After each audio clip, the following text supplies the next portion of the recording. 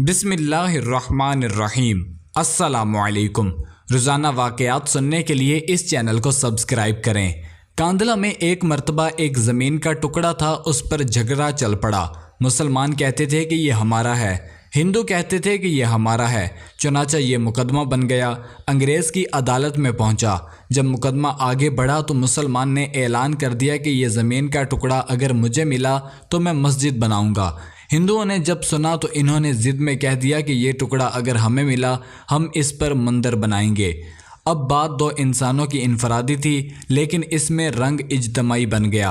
हत्ता कि इधर मुसलमान जमा हो गए और उधर हिंदू इकट्ठे हो गए और मुकदमा एक ख़ास नौयत का बन गया। अब सारे शहर में कत्ल गारत हो सकती थी, खून खराबा हो सकता था।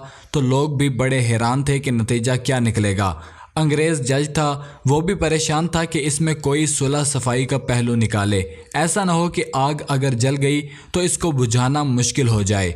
जज ने मुकदमा सुनने के बजाय एक तजवीज़ पेश की कि क्या कोई ऐसी सूरत है कि आप लोग आपस में बातचीत के ज़रिए मसला का हल निकाल लें। तो हिंदुओं ने एक तजवीज़ पेश की कि हम आपको एक मुसलमान का नाम तन्हाई में बताएंगे।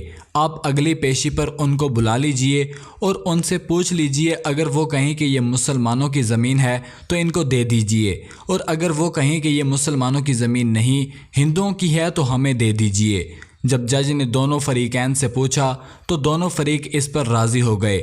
मुसलमानों के दिल में ये थी कि मुसलमान होगा, जो भी हुआ तो वो मस्जिद बनाने के लिए बात करेगा। चुनाचा अंग्रेज़ ने फ़ैसला दे दिया और महीना या चंद दिनों की तारीख़ दे दी कि भाई इस दिन आना और मैं उस बुढ़े को भी बुलवा लूँगा। अब जब मुसलमान बाहर निकले तो बड़ी खुशियां मना रहे थे, सबको डरा रहे थे, नारे लगा रहे थे। हिंदुओं ने पूछा अपने लोगों से कि तुमने क्या कहा। इन्होंने कहा कि हमने एक मुसलमान आलिम को हाकिम बना लिया है कि वो अगली पेशी पर जो कहेगा उस पर फैसला होगा।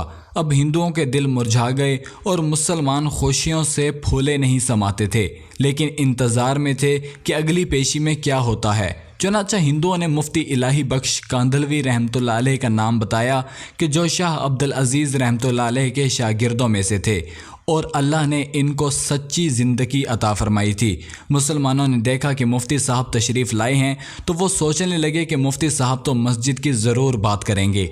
चुनाचा जब अंग्रेज़ ने पूछा कि बताएं मुफ्ती साहब ये ज़मीन का टुकड़ा किसकी मलकियत है, इनको चूँकि हकीकत हाल का पता था, इन्होंने जवाब दिया कि यह ज़मीन का टुकड़ा तो हिंदुओं का है। अब जब इन्होंने कहा कि ये हिंदुओं का है तो अंग्रेज़ ने अगली बात पूछी कि क्या अब हिंदू लोग इसके ऊपर मंदिर तमीर कर सकते हैं।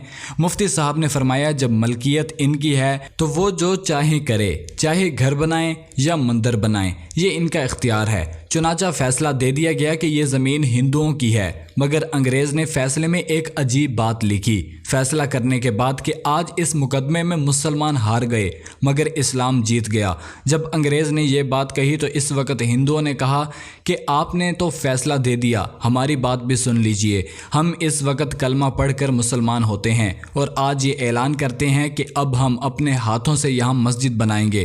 तो अकल कह रही थी कि झूठ बोल के मस्जिद बनेगी, मगर हज़रत मुफ्ती साहब ने सच बोला और सच का बोल बाला किया। सच्चे परवरदिगार ने इस जगह मस्जिद बनवाकर दिखला दी।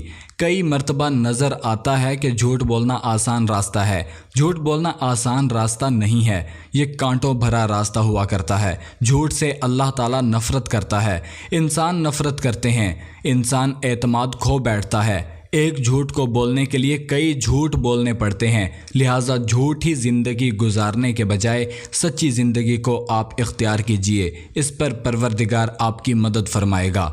मज़ीद इसी तरह की वीडियोस देखने के लिए चैनल को ज़रूर सब्सक्राइब करें।